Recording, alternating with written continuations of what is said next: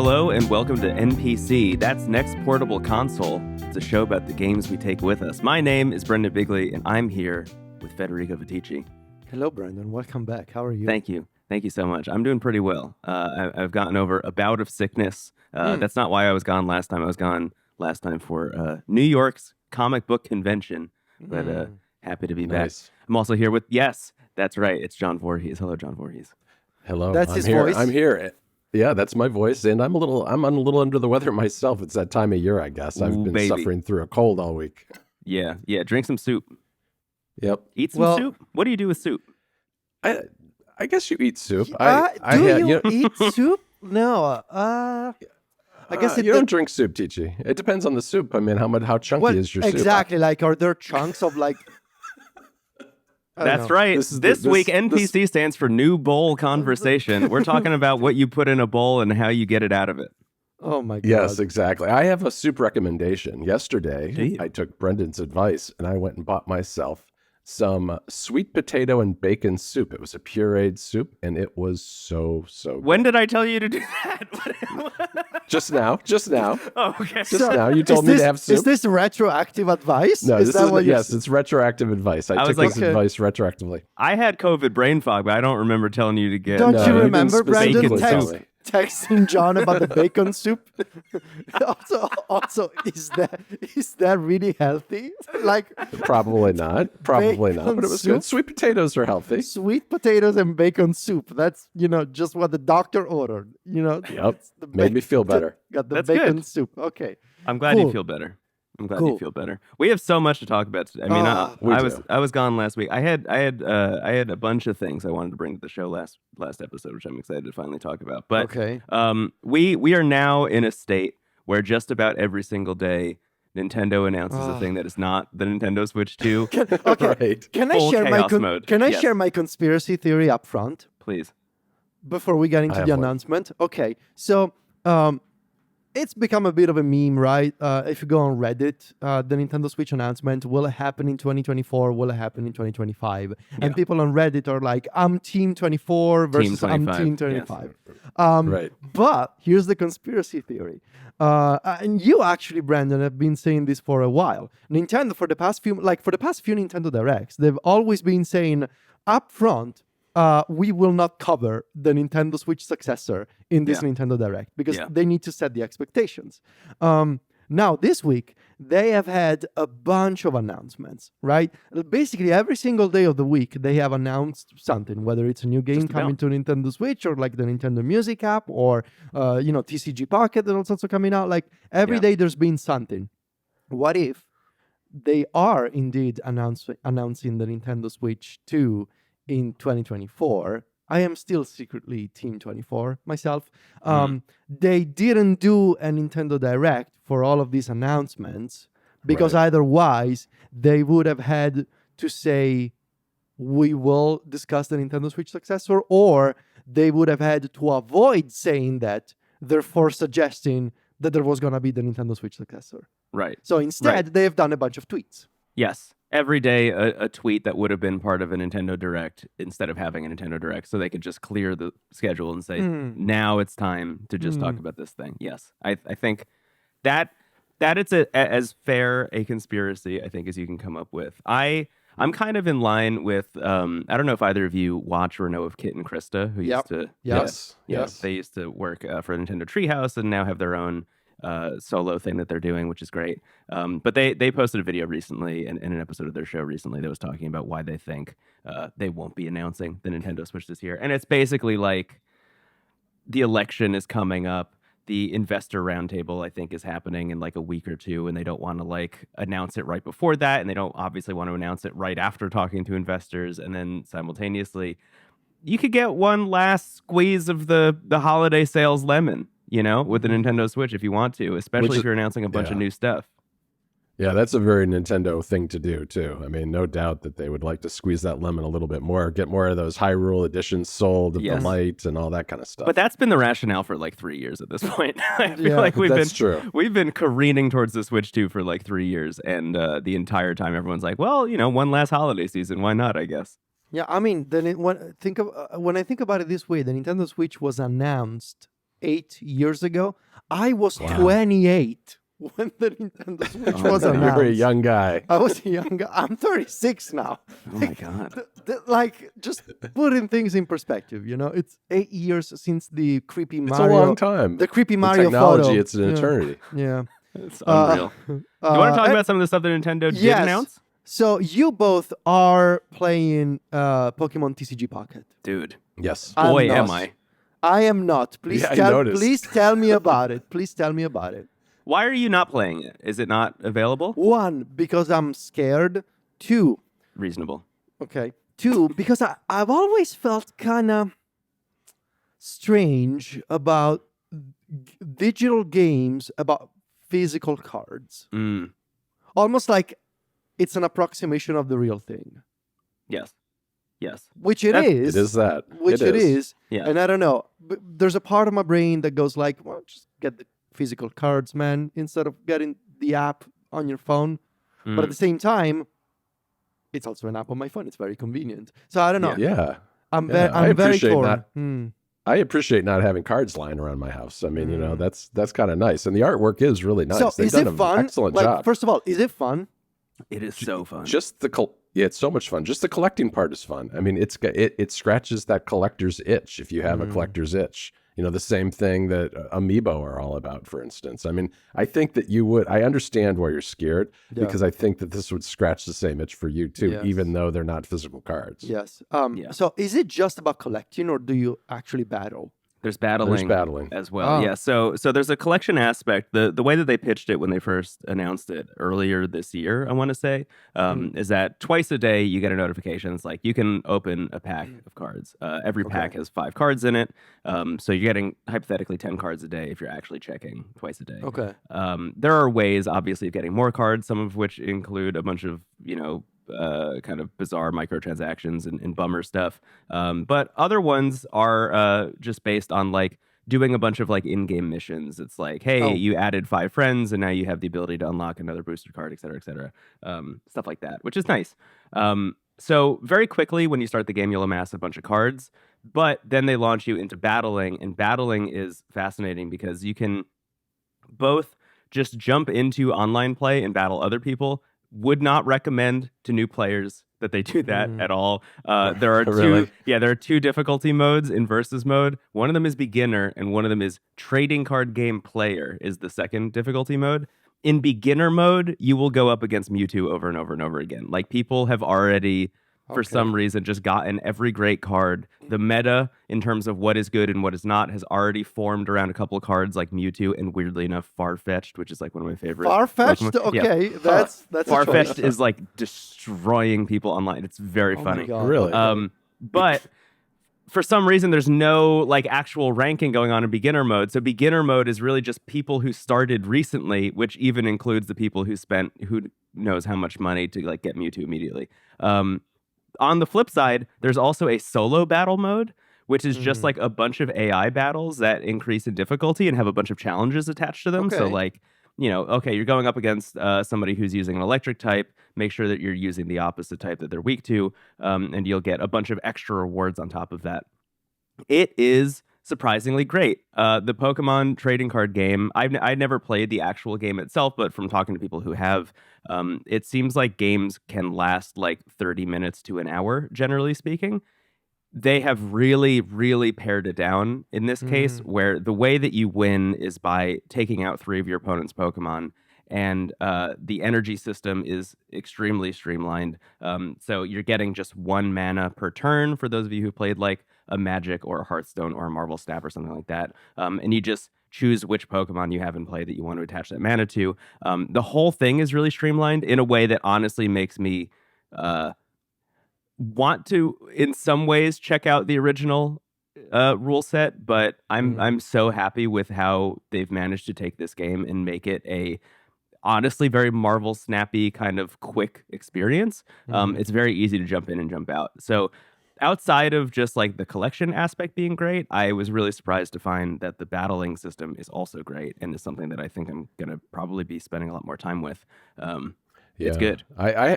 I haven't gotten to the battling part yet because that's locked initially, which I think is a smart choice because it really gives you the time to start collecting, building your deck, and also just understanding what's available in the game itself. Yeah. And I also appreciate the fact that this game can kind of be what you make of it. It doesn't have to be a battling game if you don't want it to be. It can be strictly collecting. You can do, as Brendon said, just, get the cards that come to you for free, or you can go all in and start spending, $10 a month on a subscription and buying gold and doing all this other stuff. But I haven't felt like, while it does give you that dopamine hit for sure. I mean, it is definitely designed to push you towards the microtransactions. If you are not susceptible to that, if you can avoid doing that, it's still fun, and it's not like a time sink then. I mean, you only get a couple of packs a day, and there's only so many things you can accomplish in a day without spending money. And that's good because I've got limited time anyway, so I'm perfectly happy playing kind of the free mode of the game. Yeah, same here. Interesting. Yeah. I do like dopamine, so you do, dude. So, it's pretty good. Doesn't everybody? I'm gonna download it. I don't want to spend any real money though. Like I just ignore it. Yeah, that's gonna potentially become like a huge money and time sink. So I'm just gonna play the free game. Yes. I think that was my main concern, especially knowing the way like Pokemon Go was monetized, and weirdly even like Pokemon Sleep was monetized. Like it feels like the Pokemon Company, when they get into the mobile app space, they just monetize as much as they possibly can, and the monetization here is like not great, but is also easy to avoid if you're a person who doesn't really want to get into that. I'm one of those people. I don't really want to get into that. Yeah. There's a second, completely different and completely unexpected Nintendo mobile app that was released this week. As we're recording this, it's yesterday. Nintendo Music. So I couldn't believe this when you sent me this link last night. I couldn't believe this either, and it's one of those things that instantly made sense for me, and like it made me wonder, like, why didn't this exist before? Nintendo Music, it's basically Nintendo making its own Spotify for their incredible, massive vault of video game soundtracks, only available to Nintendo Switch Online subscribers. So it's adding value to the Nintendo Switch Online subscription. And it basically looks and feels like a hybrid of Spotify and YouTube Music from a UI perspective, from an interaction perspective. It's iPhone only. It's not available on the iPad right now. And the idea is that it's not just Nintendo releasing soundtracks on an exclusive music service, because they could have done that, right? They could have done that with like playlists or albums on Spotify and Apple Music. There's a twist here. Some tracks have an extend functionality. The idea being that there's some songs or some tunes that you really want to use for working or for falling asleep or for relaxation, like whatever it is. There's an extend button that lets you turn, say, for example, the incredible song from Super Mario Odyssey, Jump Up Superstar, which is a 4-minute song. You can listen in an extended mode of 15 minutes, 30 minutes, or 60 minutes, which is what I did last night because I absolutely love Jump Up Superstar. You can extend the songs from Breath of the Wild. You can extend songs from Pokemon Scarlet and Violet. Like it's the unique twist is this extend functionality that basically turns Nintendo Music into like a background noise of sorts application. Right. Especially when you're doing things like the Wii soundtracks. The Wii Shop channel, obviously. Yeah. I'm so happy that's in there. One of the most relaxing songs is the download screen.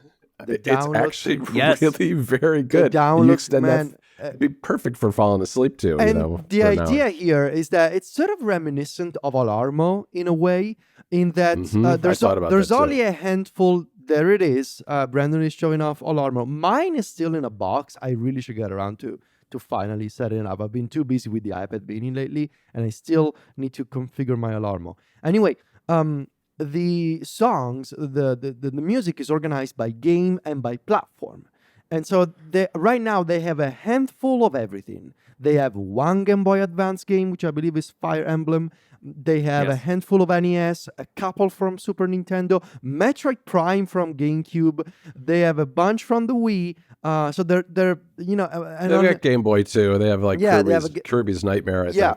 And they have from Nintendo Switch, obviously they have a handful. They have Kirby's Breath of the Nightmare. Wild. Sorry, that's really good. I know. I just realized what I said. Kirby's Nightmare. I love that. Kirby's Dreamland.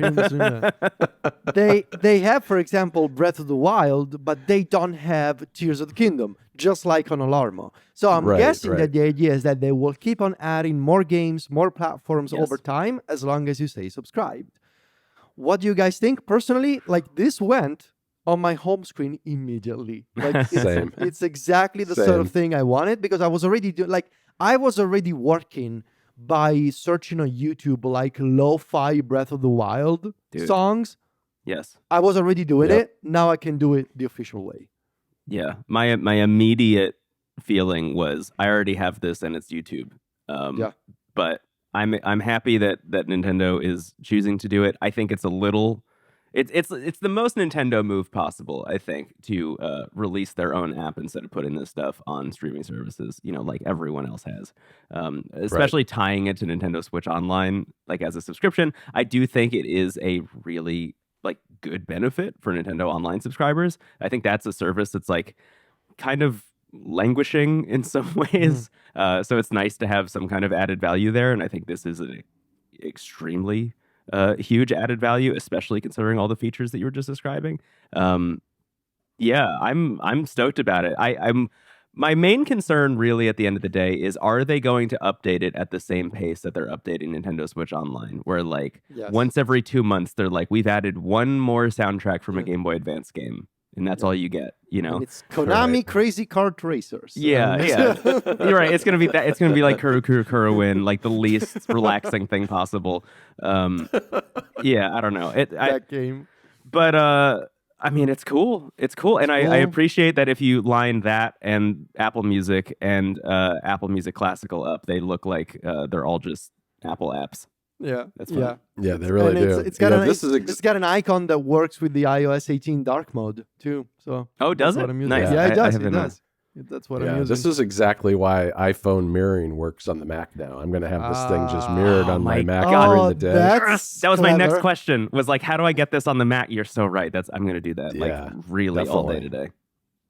Yep. So that's a couple of Nintendo apps from the past week, and still no Nintendo Switch, but there's a Xenoblade Chronicles X coming to Nintendo Switch. Yes. That's a huge deal for a very specific group of people. Yeah. I'm excited about that game. Yeah, and who knows? Maybe we will get, as we're recording this on Halloween, maybe we will get a Halloween surprise later today from Nintendo. Who knows? Or maybe the Nintendo Switch 2 is in fact not gonna be announced this year, which at this point it's fine. There's games to catch up with anyway. I'm team 25. You're team 25. I think January. Yeah. At this point. I mean, it could be January. It could also be, they have a February Direct every year. That's their big Direct. Who knows? Oh, that's true. Mm-hmm. Yeah. Moving on, there's a couple of things that I want to mention, and I know that you guys are bringing some hardware to the show today. Yes. There are now in existence 2 different mods, very similar to the Ashida Wii that I brought to the show a couple of months ago. There's now a PS4 handheld. This is a big deal because it's the first time I've seen anybody successfully trim the motherboard of a PlayStation 4 and fit it in a handheld that is about as chunky as the Ashida Wii that I have. So pretty wild. PS4 Slim, obviously I believe, turned into a handheld. Yes. Go watch the YouTube video. There is also somebody made finally. This is also something that was missing. Ironically, there was an Xbox 360 handheld, but there was nobody ever made an original Xbox handheld. And this is what it is a real motherboard from an original Xbox with a 9-inch 4080p display. It was also upgraded, however, because obviously the original Xbox was that resolution. But this handheld, which is also quite chunky and very reminiscent of the Ashida Wii design, it's got 100-watt USB-C charging and Wi-Fi 6. So imagine an original Xbox from 20 years ago, Wow. but it's got Wi-Fi 6. Why? I don't know, but it has it. So Put both of these together, and I kind of am. It gets me a little bit more excited about these rumors about a new actual PlayStation handheld. There are a lot of rumors that it is like PlayStation 4 powered, and now that we have seen somebody take an actual PS4 and shrink it down into a handheld, it's like, okay, it's probably a thing that could actually happen. they could do it. They could do it. I don't know. It's exciting. What games would it be on it? Like, that's a different question. Like, are you seriously releasing a handheld with old PS4 games? Right. Are you gonna make? I think that's what they do. I don't know. We'll see. 2025. I think Sony will have something. We'll see. Guys, what is the Anbernic RG Arc XX? Like, what is? Well, we had to talk about Anbernic, of course. Of course. And they didn't release anything this week over the last couple of weeks, but there was a rumor that this RG Arc XX is coming, which is presumably going to have yet another H700 chip in it. Yeah. Okay. And it's kind of a curved form factor. I mean, they've got an Arc already that a model that I've not used before. Have you ever looked at these at all, Brendon? No, I mean, I've looked at them. I have not used one. They're probably very comfortable. They kind of, they have a kind of, I would say like Sega Genesis controller. Yeah, I look guess to that's them. about right. Yeah. Yeah, but just have like a screen slapped in the middle. Basically, they're just taking the H700 and slapping it in every form factor they've ever made. Right. And this design has been around before, and these were kind of blurry shots that showed up on Reddit somewhere. That's about all we got, I think. Yeah. So this will be a Linux version of that, right? That's what Presumably, we're thinking. Interesting. I always second guess myself. When you say Genesis, that would be the Mega Drive. That is the Mega right? Drive. Yes, it's the Mega Drive. Yes. Yeah. Which, but You know that the iPad always thinks my Markdown files now are Mega Drive games because I have Delta installed. Oh, it's the MD extension. It's the MD. Perfect.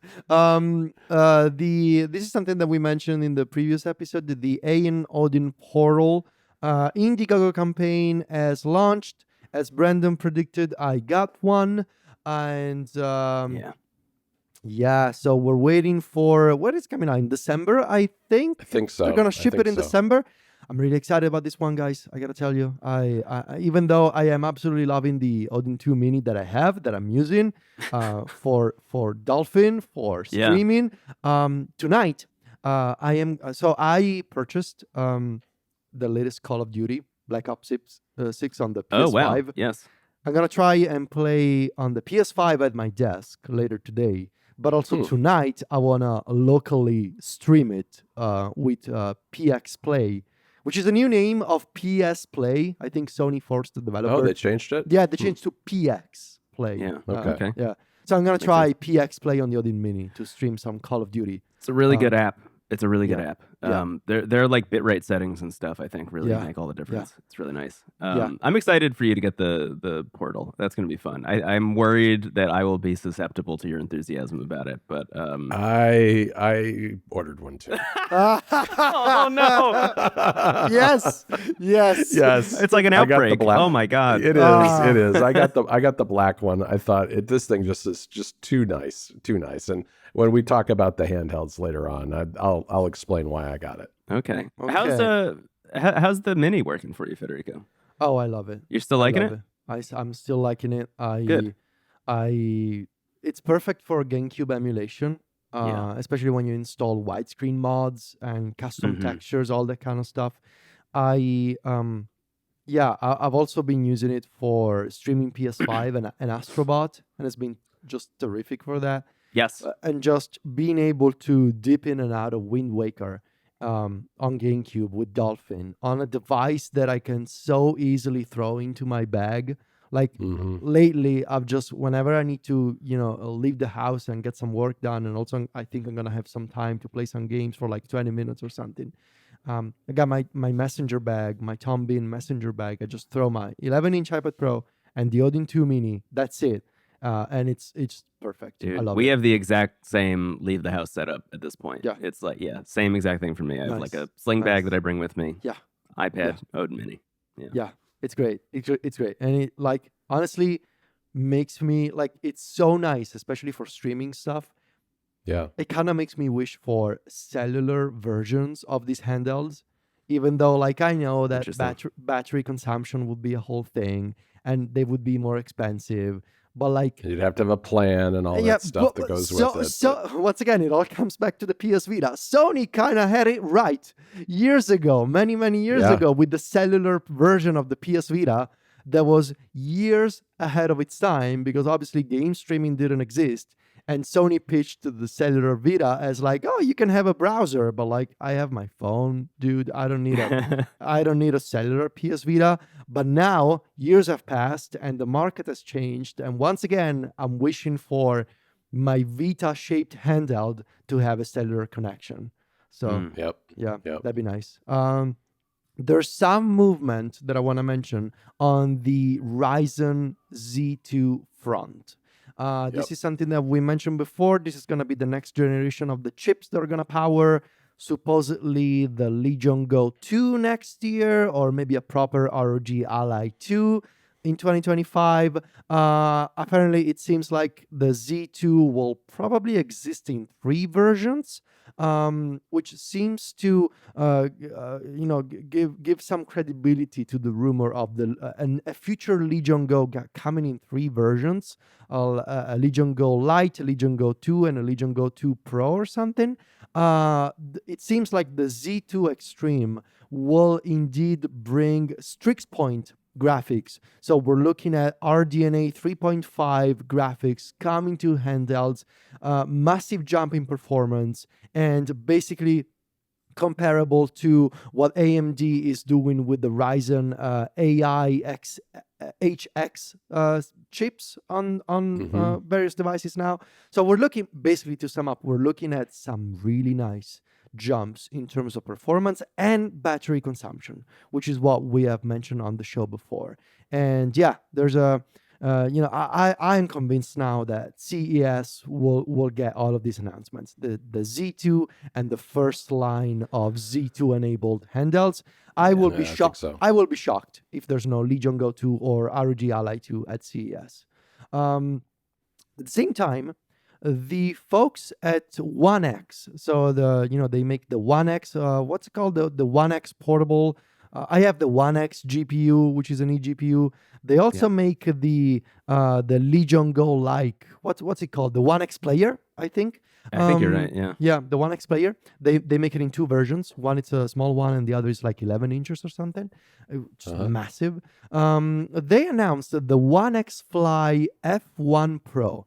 This is interesting because it's a 7-inch OLED, 144 hertz refresh rate handheld that is powered by the Ryzen AI 9 series. This is not the Z2. This is basically what I was just mentioning. It's the new generation of Ryzen AI system on chips in a Windows-based handheld. I want to keep an eye on this one. First of all, because OLED, 144 hertz refresh rate, 7 inches, really compelling and interesting package. Windows-based and Ryzen AI series system on a chip. It's the first of its kind, I believe, right now. Like I don't think so. I don't think there's any other handheld with these specs. Worth keeping an eye on, because I think the performance on this one may be it could be a preview of what to expect in the Z2 Extreme next year. So, and I think the folks at OneXFly, they make really nice hardware. I really like my OneX GPU. There's a new version of the OneX GPU now, the OneX GPU 2, which is not a massive jump from the first gen. But yeah, they make nice hardware. So this one, F1 Pro, I don't know why it's called F1 Pro, but yeah, worth keeping an eye on. Because it's as fast as an F1 car? That's- Is that their that's- thought? I think so. That was my It does- thought. That was my thought. It's like it's an F1 car. Dude. I'm glad that they haven't abandoned the X's everywhere. I mean, we need to make sure that everything's extreme too, Yeah. fast and Right. extreme. Right. Yeah. And lastly, in Ayaneo land, I believe the Pocket Micro shipped, and potentially going to talk about it in a bit. But the Evo and the Pocket DMG, so the Evo would be the super fancy Android-based handheld, and the Pocket DMG is also the super fancy because it's a Game Boy-like vertical handheld. They both got delayed by a couple of weeks. So Yeah, not by a lot, but Not by a lot. There's a lot of talk online on Reddit of people canceling their Ayaneo Evo orders in order to get the Ion Odin portal the instead. combination of the Evo, and having been pre-announced, and then the Retroid Pocket 5 and the Odin portal coming out, it's potentially really problematic, I think, for the Evo. I think between those two, like you have two really compelling and potentially much cheaper options than the Evo.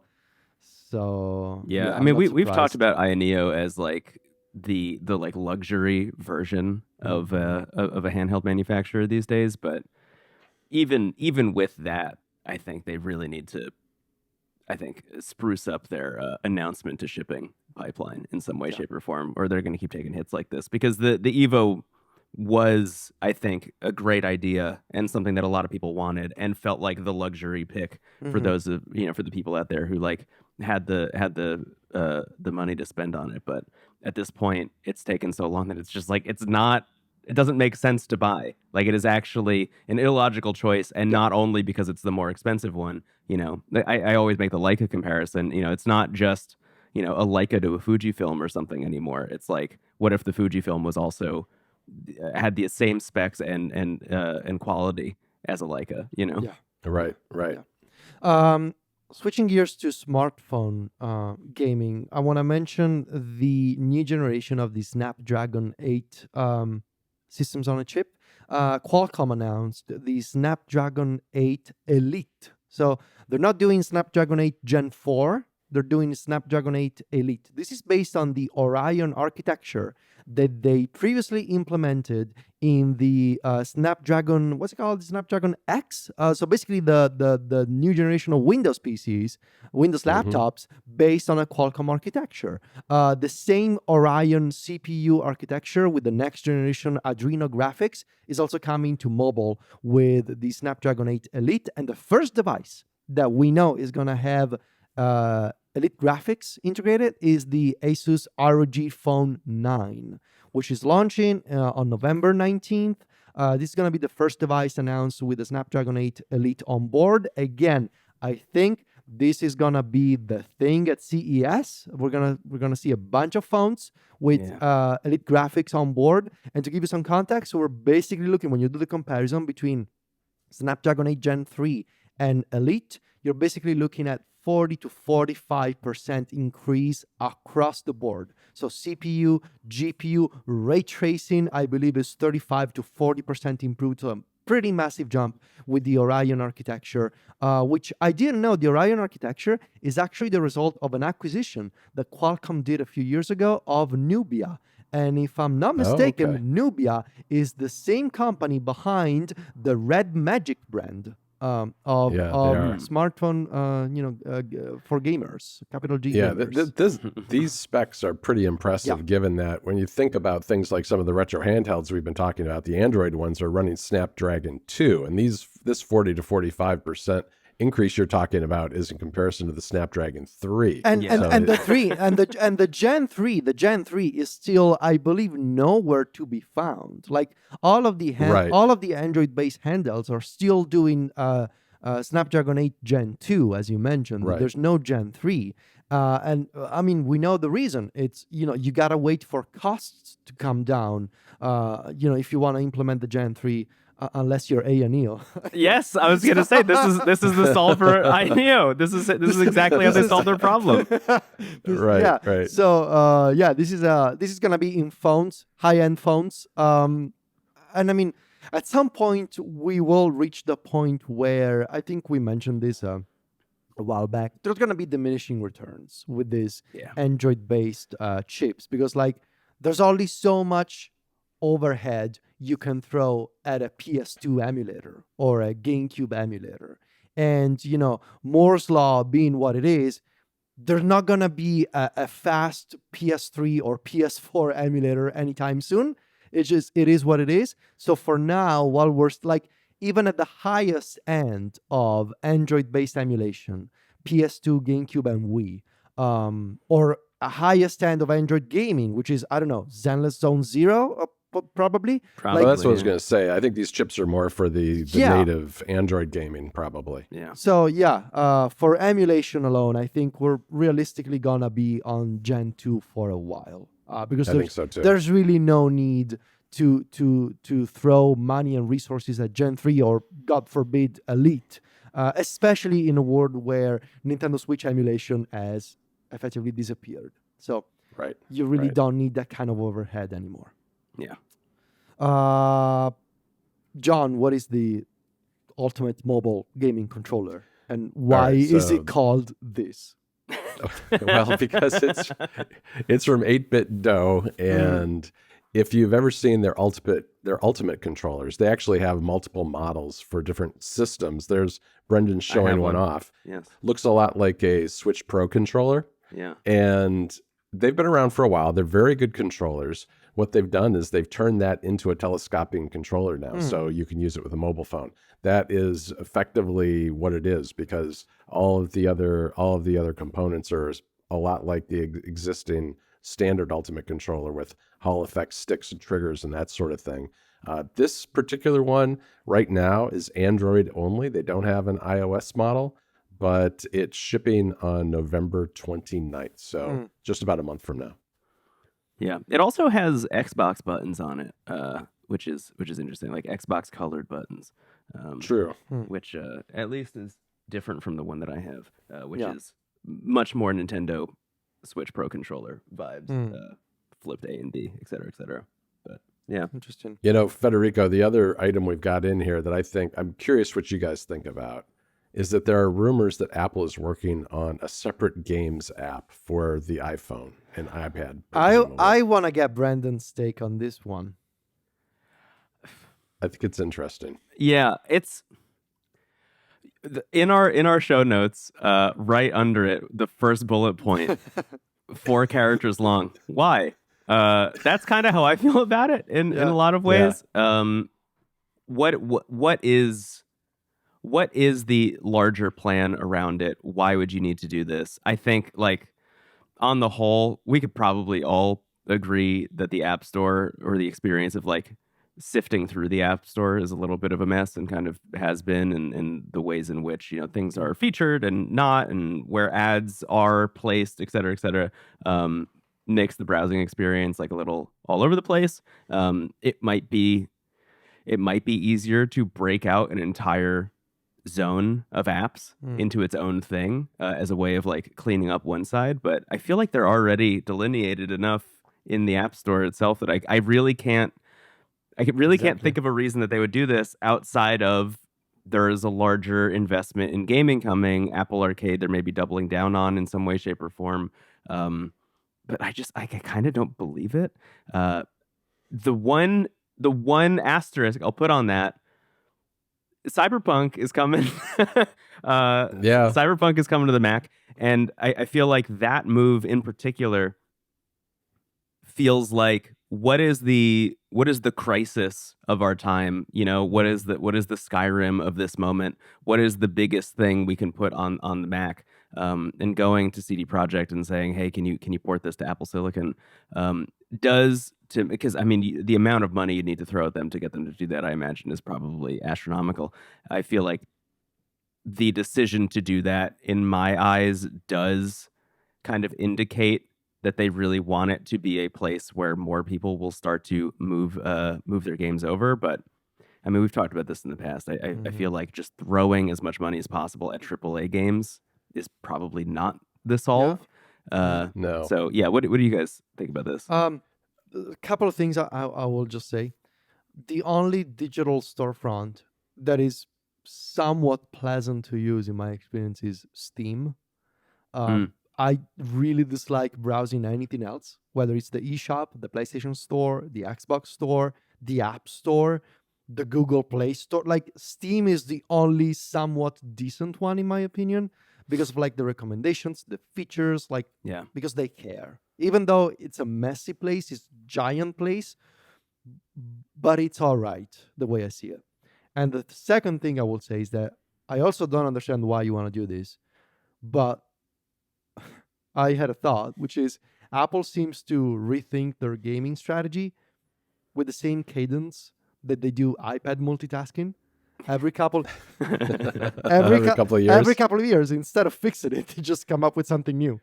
And so even though I don't understand why, I kind of believe it because it's in how Apple operates. That instead of fixing what was broken, they're just like, hey, we're doing the games app, and now you can find all of your App Store games and Apple Arcade games in a single view or something like that. Yeah, I look at it and I think that the simplest explanation is probably the right one, which is the App Store is so crowded and they want to just create more room for games to be games and apps to be apps because they really are so different in terms of what the consumer's looking for when they go to the store and in terms of how the developer relationship works too. So I think that that's a big part of it. I don't know that it'll work. I mean, I feel like, I guess the thing about games is Apple's making a ton of money on games compared to just apps. And if you look at any of the statistics on this, it's something like on the order of magnitude of, 2/3 of the profits from the App Store are coming from games. So games are important, even if they are just the kind of typical, Candy Crush mobile coin-based kind of games. Those are making a lot of money for Apple. So having them have a separate app and put a focus on that makes sense from a business standpoint, I think. From a user standpoint, maybe it makes it easier to browse. I just don't think that gaming on the Mac I don't think this is a sign that gaming on the Mac is going to improve, though. And I'm not sure if Cyberpunk is either, only because I think you're going to need a $3,000 or $4,000 computer to play that game adequately on a Mac. But maybe we'll see. We'll see. I just to plus one your initial idea, I wonder if this gets back to a thing that I talked about a while ago on the show, which is, does separating games from the rest of the App Store enable them to have an entire new rule set in terms of how developers are submitting their apps, what kinds of guidelines they need to follow, et cetera, which then allows them to do what I had hoped they would do, which is like enable the game porting toolkit in some way, shape, or form, so developers can submit their apps. That's an interesting take. Yeah, and this new gaming App Store, quote unquote, will actually just like contain all of the tools for the game porting toolkit that will translate those games into Apple Silicon native games. I could see Apple doing I could see Apple saying, "Oh, there's going to be an App Store and there's going to be a game store, and on the game store you can find you can find Apple Arcade, you can find your emulators, or you can find you can find your other traditional games." I could see the game porting toolkit sort of becoming more of a thing, like by version 3, game porting toolkit 3 next year on a game store. I could also see Apple somehow come up with a new subscription tier. Somehow, I don't know. I don't know why. I don't know how or why, but I could see Apple saying, "Well, there's also Apple. There's now Apple Game Plus or something." And you pay. It's kind of a continuation of the breakup of iTunes when you think about it. I mean, back in the day, iTunes was just like overstuffed with everything from books and podcasts and music to to apps and games. So it's just pulling this stuff apart slowly but surely as each branch of the tree grows. Yeah, interesting. So, we'll see. Meanwhile, Netflix laid off a whole bunch of people. AAA studio for the that they had bought. Gaming division, which is unfortunate and continuously sad trend of hundreds of layoffs every week. But it's just a really unfortunate situation. And well, we had high hopes for Netflix in gaming. Now we don't know what's going to happen, and obviously we wish the best of luck to all those people and everybody else who, sadly, every week finds themselves without a job in this industry. We have some topics. That was just the news recap. We do have some topics, and I'll leave it up to you two because now you two, John and Brendon, are bringing the topics to this week's show. We are. And you know what? I have a new handheld to show off. I'm going to hold it up for the people watching on YouTube. There it is. There it is, the Ayaneo Pocket Micro. All right. Man, Do you have that's Daiji Show running on there? I do. Yeah, very nice. Yeah, Okay. that is exactly what it is. And there's the Game Boy Advance splash screen. Yes. So, this was what I love about this device is that it was so easy to set up. It's Android, so having come from already owning the Odin 2, I was able to just, start up Android, log into my Google accounts, and then very quickly re-download all the emulators I already had on the Odin, then bring over my games, copy them over, and I was up and running. So it's what we've talked about a few times on the show before, is that Android just makes it so easy to get into emulation. And then, I got Daiji Show on here too and started getting that all set up. And it just took me, a couple of hours while I was watching TV one night, setting this thing up. And for me, what these handhelds have become, the retro handhelds, is I'm kind of gravitating towards form factors and screen quality. And in combination with Android, I think Android just makes life easier. I love tinkering with the Linux-based systems, but Android just is hard to beat in terms of the ease of use. And then this screen on this device is a perfect 4X for the Game Boy Advance, which is kind of right. So it's perfect 4X. So it just looks absolutely gorgeous. I mean, there is detail in playing like Minish Cap, for instance, that I don't think I've ever really appreciated in any other handheld. It just looks so good, and it's a really bright, vibrant screen. I had this connected with my AirPods Pro last night. Music, the combination of the music and the great screen was just amazing. And the controls are good. I mean, you would expect that from a device that's kind of at a premium price. Yeah. The thumbsticks aren't ideal, but most of the games I've been playing and don't use thumbsticks anyway. Can you show off how thick it is again? Yeah, so there it is. Now, here, let me compare it to, here's the Anbernic, which is the 2.8-inch screen, okay? And here's the... Okay. Oh, yeah. And if you look at them, they're similar size. Yeah. They're not really, this is a little thick and chunky, but it's not as thick and chunky as I thought it would be. I just started up a game. Hopefully I didn't pick that up too much. But yeah, it's not a whole lot bigger, and it's actually very comfortable in the hand, even though it's very squared off on the corners. And I absolutely love it. I mean, it's a great little device. And I think where I'm kind of heading with this is I'm trying to find the best small horizontal handheld, the best small vertical handheld, and then the third category is the best all-around big screen handheld, which is why I ordered a Portal, because I want that for I'm at home, I'm sitting on the couch. It's not the one that I throw in my bag, but I want something that's still relatively small, but has that incredibly bright, vibrant screen like this one does, with a great 4X screen that allows me to really see stuff. Even though it's a small screen, I can still see stuff in a way that you wouldn't on a similar size screen that had a lower resolution. Wow. That's really nice looking. Yeah, it looks really good. You gotta hand it to Ayaneo. We make fun of them sometimes, but it looks nice. It really does. And, it's running Android 13. It's just very easy to use from that standpoint and set up. And yeah, it's very familiar. It's just like having the Odin, but in a different form factor. Nice. So do you think, say you were traveling next week? Yeah. Do you think that would be the thing that comes with you over everything else that you have? Yeah, I think so. Yeah. Yeah. Okay. Yeah, because it's right about the right size. I'd love to get a little case for it, just so that the thumbsticks don't get knocked around or something like that. But otherwise, I mean, the thing is metal. It's pretty chunky. It's pretty hefty in the hand. It's not like super lightweight plastic like the Anbernic devices. Yeah.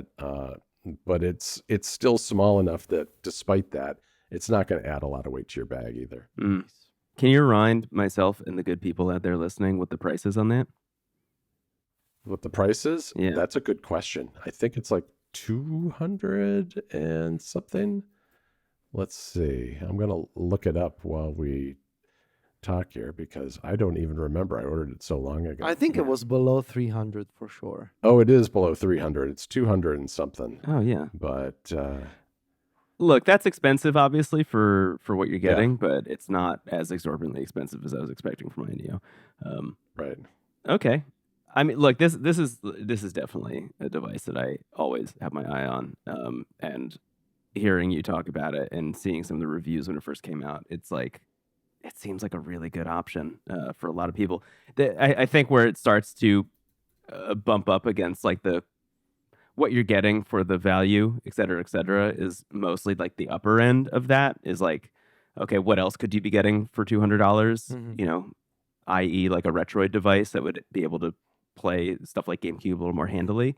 But I don't know, for the people out there who just want like the best possible experience for playing everything, you know, under that GameCube generation. Yeah. Seems like this is a all right. So nice I just pick. looked it up, and the retail price for the 128 gigabyte version, which is what I got, is $220. $220. And then there's a 250 model and a 280 model. They have both of which have a little bit more RAM and more storage. But for the games that I'm playing, I did not need anything beyond 128 of storage and 6 gigabytes of memory. Yeah. Makes sense. Does it have an SD card slot? It does. Oh, okay. It does. Yeah. And I actually put my games on there and did that. So right now it's mostly dedicated to the Game Boy lineup, basically. Mm-hmm. I've also got some Super Nintendo games on here. I'm planning on trying some N64 games too, but for now it's really it's the sweet spot for this device really is on the Game Boy line, which, you know, you're right, Brendon. I think for Game Boy emulation, that makes this a very expensive device. But if that's kind of the lineup of games that you're into, which I happen to be, it really is kind of one of the best ways you could possibly play those games, I think. Right. Yeah. Like you could pick up, you know, a Miyu Mini Plus or something for $70-$80 and play all that stuff and have a pretty good time with it. But if that's like the thing you care about the most, I can understand why you would be interested in the Pocket Neo. Yeah. Right. That's very cool. Should I talk about my handhelds? Yes, what you got? You should. You have right. more than one, I think. I have two. Multiple handhelds? Okay. I have two handhelds to talk about. They are related in a major way. So I should note that for the other podcast I do, Into the Aether, every year for our season premieres, we've done a breakdown of an entire console's life cycle. You know, we will pick a console, find the best like 100 to 200 video games for it, play through all of them over the course of a year, and see where we net out by the end of it, and just, you know, how do we feel about the console as a whole? A couple of years ago, we did the Nintendo DS, and when we did the Nintendo DS, I bought my dream Nintendo DS, which was the DSi in matte black. It was a device I'd always wanted. When I grew up, I just had the like standard tanky silver Nintendo DS and never upgraded it until the 3DS came out. I just never got the DS Lite? Nope. Oh. Just used that same tanky one the whole time. Wow. And it worked fine the whole time, which was nice. Sure. I did drop it down the stairs once, like on like concrete stairs, and it survived the fall, which was amazing. But I always wanted the DSi. Something about the cameras, something about the look of it. I have just always thought, and I still feel this way, that it is the most beautiful thing Nintendo has ever made from a design perspective. And when we were done with that episode, we did a giveaway that was like, if you listen to this entire 4.5-hour episode or whatever, and you made it to the end, we will give away a Nintendo DS to a listener. I will set it up for them, et cetera, et cetera. And I gave away my DSi, which I immediately regretted. As soon as I shipped it, I was like, I shouldn't have done this. We should have bought a new one or something for somebody. But instead, I gave away my DSi. So I've been on the hunt for a Nintendo DSi for like actually years ever since doing that. And I finally. I checked eBay at the right time. I found complete in box. Oh my god! For $80, a Nintendo DSi. that was like For $80? $80. The box is a little banged up. It's a little ripped up. But it had everything in here. It had extra styluses. It had the charger. It has all of the reading material. It had everything in here, along with a completely perfect black. Oh my god. DSi. Oh, that looks amazing. With almost, that looks great. I mean, no scuffs or scratches. Even the one that I got when I did that episode was more scratched up than this one is. So I got this mainly because I've been playing a lot of DS stuff again on my Odin Mini. And just flipping back and forth between the screens works, but it really does, when you're using one screen and trying to emulate the DS, it does limit, I think, the experience that you can have in terms of what games you can play. What are you playing right now? So yeah, right now one of the ones that I'm playing is one that we've talked about a bunch, which is Somabringer, which is how are you playing it with the patch? Well, Federico. Oh no, this is gonna be a whole rabbit hole for me. Yeah, I'm not gonna, I won't reach into my bag and pull out the stuff. But the thing about the Nintendo DSi that's really fabulous is that you can take a game, throw it in to the slot, and then if you get the right firmware and community hacks on here, you can just obviously rip the game off of the card. So I ordered Somabringer from Japan, got it here, put it in the DS, ripped it, put it on my computer, patched it into English, and then this is the reason to get a DSi over all the other DSs. It just has an SD card slot, so you can throw an SD card in and then boot your games off an SD card slot instead. So now I'm playing the English version of Somabringer on the DSi on original hardware. You just created a whole project for this winter for Federico. My God. Dude, it is an extremely solid experience. I'm having a great time with it. The process of actually, they call it hacking. It's not really hacking, but the process of hacking your DSi is so easy. There are some great websites. Really? One website in particular, I think it's just called dsi.hacks.net or something. That is maybe a 30-minute process total if you have all the equipment kind of lined up already. But this is pretty much my dream DS, and for any experiences in which I need to play a DS game, this will probably be the way I do it going forward. I have that exact same DSi. Do you? Now I have a project too. Yeah, I do. I have that black one. I have the DSi in white. I've always been. The white one is also very nice. Yeah. Yes. So let me ask you though. Sure. Is the hardware the only reason why you be playing a DS game on a DS instead of compatibility mode on a 3DS? Yeah, there are a couple reasons. The 3DS also just has some weird scaling stuff when you're playing DS games on there. True. Which really, when I'm playing the DS or the 3DS, I'm just playing 3DS games on there. Even honestly, I even like emulating other stuff. So once you have hacked your DS, you can take your Game Boy and Game Boy Advance games and Super Nintendo games. You can put them on here as well. I just find that to be a more enjoyable experience on the DSi than the 3DS. And I truly think, I really, hand to God, feel like it really just comes down to, I like the hardware of the DSi more than I like the hardware of the 3DS. I like my 3DS a lot. I'm very proud of it. I got a white non-XL new 3DS. I imported faceplates from Japan to customize it. I love that thing a lot, and I hacked that as well, and it's great. But even still, I think that this is just an incredibly cool thing that I like taking with me. And the most absurd thing that I'm doing with it too is taking pictures with it every once in a while as well. I was going to ask you if you've been doing that. Are you really doing? Oh my God. Yeah, because it has the front camera and it also has an inside camera. But man, what a dream it is. I'm very happy with it. So that's one of the two things I got. Where's my DSi though? Is that at my mom's place? Or is it downstairs in storage?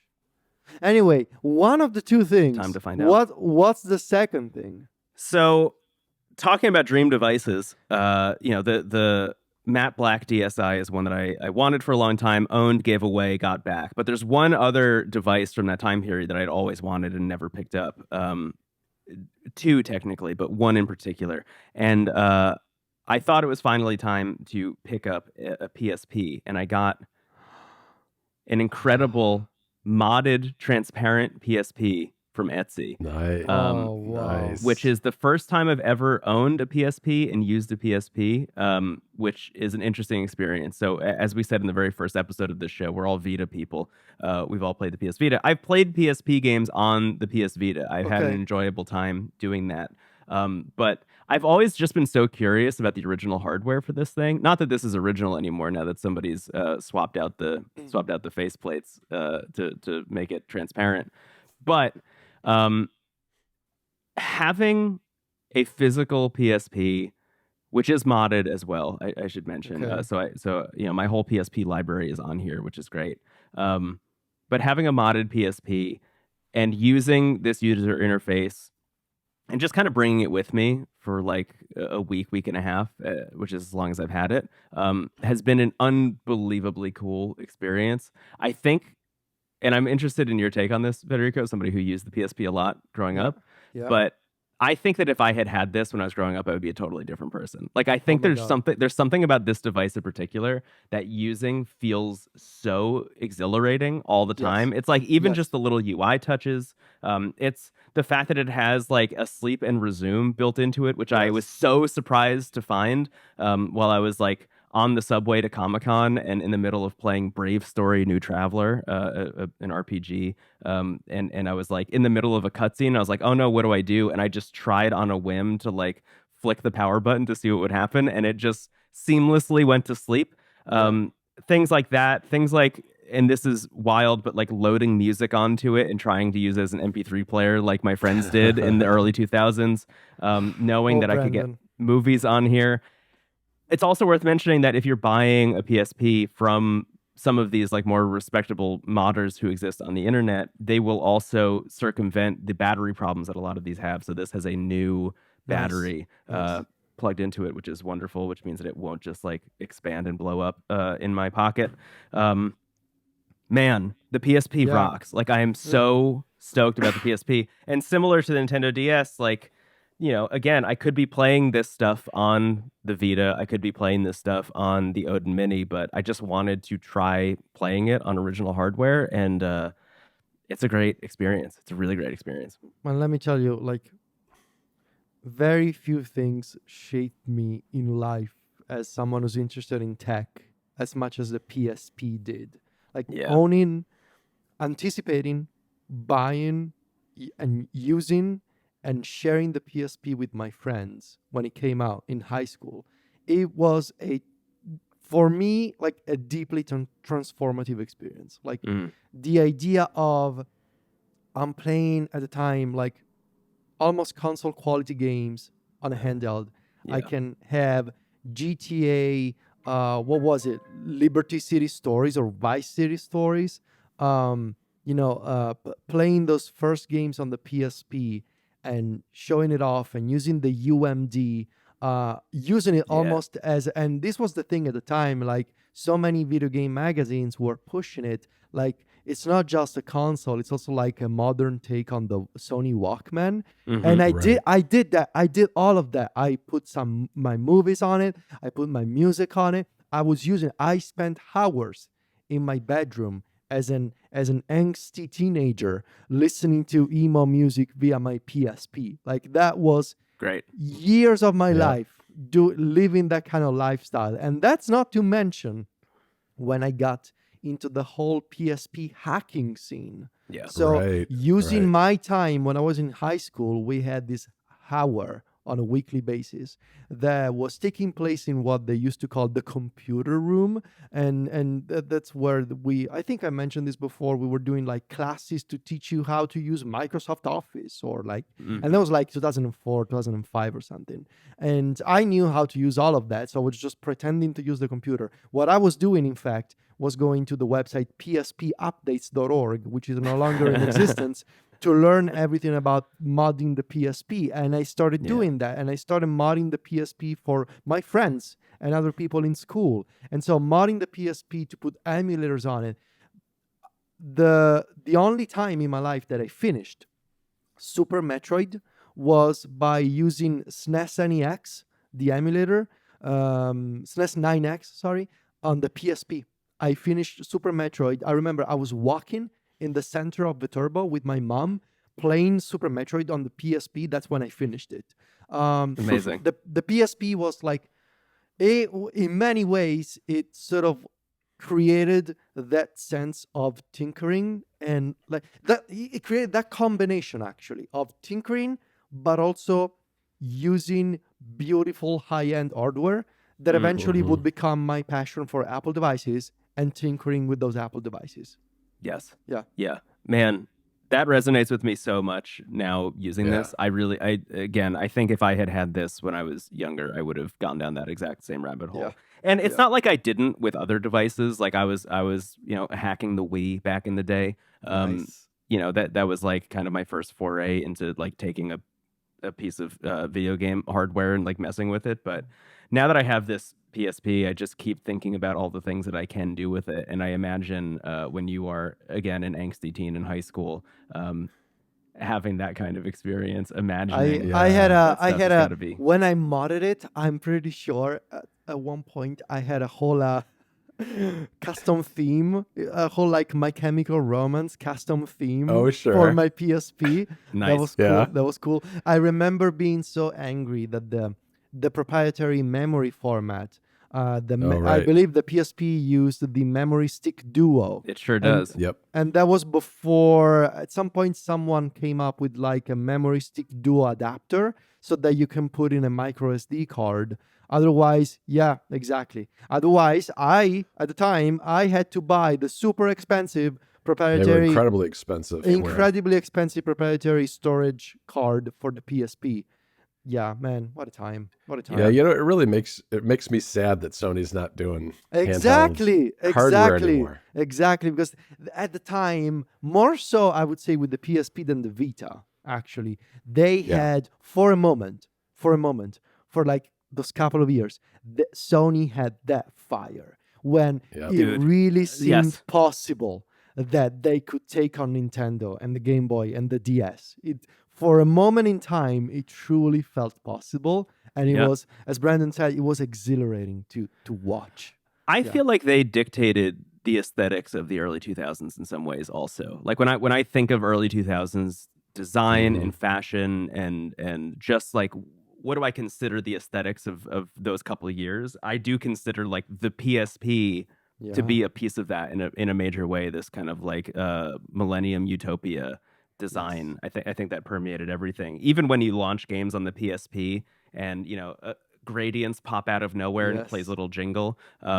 It's like it's like it's so beautiful in a way that the early 2000s were, not that the early 2000s as a time period were beautiful, but I mean like aesthetically, some of the best design from the early 2000s I think is really on display on the PSP. And also, truly, just having it be transparent, I feel like it harkens back to that in a major way, which is lovely. What I'm left with now, because I have this big transparent UMD slot in the back, is what do I put there? And right now, the thing that I have my eye on is a UMD. It's $18 to go buy on the internet. It's a UMD of Ridley Scott's Alien, which I think would be the funniest thing to just have in the back. That would be pretty cool.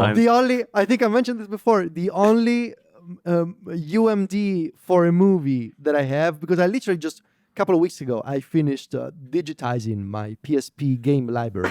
But the only movie that I have as a UMD that I watched, the entire movie on my PSP, is Eminem's 8 Mile movie. 8 Mile, and it was a big deal at the time that 8 Mile was available via UMD. I believe, was the Peter Jackson King Kong movie available as a UMD? I would bet it was. Probably was. It was that Seems era. like the right. Yeah, that was, I think 2004 that movie came out. So I feel like I think it was. That's like, it's like there were like bullseye. a handful of movies that were like coming out on UMD, and that of course then the standard sort of just withered and died because like nobody was watching movies on UMD. Yeah. But for a moment, it seemed possible. And yes, you can get a UMD of King Kong. See, for $13 United States dollars. I remember those movies. Yeah. Man, what you have unlocked a memory today, Brendon. Yeah. Those are great. Those are great handhelds. I'm excited that you got both of those. I mean, there's some amazing stuff being done with PSPs with the modding community. I mean, I see them on threads all the time, and they're beautiful. Some of the mods. There's you can get mods with a new IPS display, which is something that I did a few months ago. I have a new white PSP that I don't think I ever brought to the show. I got a new one that I still have to set up actually, but it's got a new IPS display. There's some people. This is not what I have, but there's other people doing USB-C mods for the PSP, which is interesting. Yeah. People doing all kinds of things with the PSP, which is something that, Etsy can be a dangerous place. Very dangerous. If you have a credit card. I'm interested to see if this is the end of the road for me with the PSP or if it's just the beginning, which is also a possibility. Because there are some modders out there. Like I think all of us follow Melty Mods.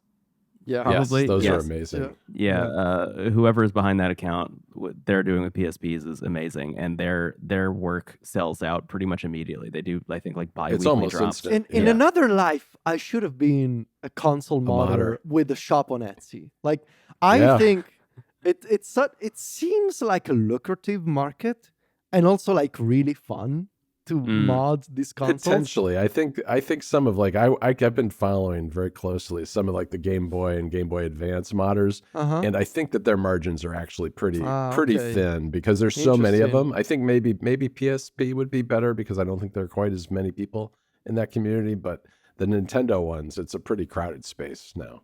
Yeah. Well, that was a couple of handhelds, Brendon, that I was not expecting. Yeah, that's quite the reveal. Yeah, quite look, the reveal. I think on a higher level, when thinking about this show in particular, we're obviously talking about all of the latest, greatest portable consoles. And I think there's something to be said about taking the stuff from the past and modernizing it in some way, shape, or form. Yeah, I agree. In some cases, in a lot of cases, the best place to play a game is not by emulating it, but is by playing it on the original hardware if you possibly can. But you know, as those devices continue to age and wither away, it pushes more people to emulation. Whereas if you can get, a PSP that looks rad and has an IPS display and USB-C charging or whatever, why not play it there? Yep, I agree. I mean, and for me, I think more often than not, it's the screen that ends up being the limiting factor, and why hardware modding, I think, is so essential because those screens just aren't what they are. What you can get today, even on the low end, is better than what you could get on 20-year-old hardware. Yeah. Well, I think that about does it. I think it does. I think we should wrap it up right there. All right, everybody. Well, I'm going to say goodbye for us all. You can find Mr. Brendon Bigley over at wavelengths.online. Say goodbye, Brendon. Goodbye, Brendon. All right. People can find Brendon on social media as Brendon Bigley. Federico Viticci, you need to say goodbye too. Goodbye, Brendon. I was going to say goodbye, Brendon. Bye, everybody. Federico and I are both on MacStories.net. Federico is at Viticci, pretty much anywhere you can find him. And I'm at John Voorhees, pretty much anywhere you can find me. And I will say goodbye too. Goodbye, Brendon. Bye, John. Bye. Talk to you soon.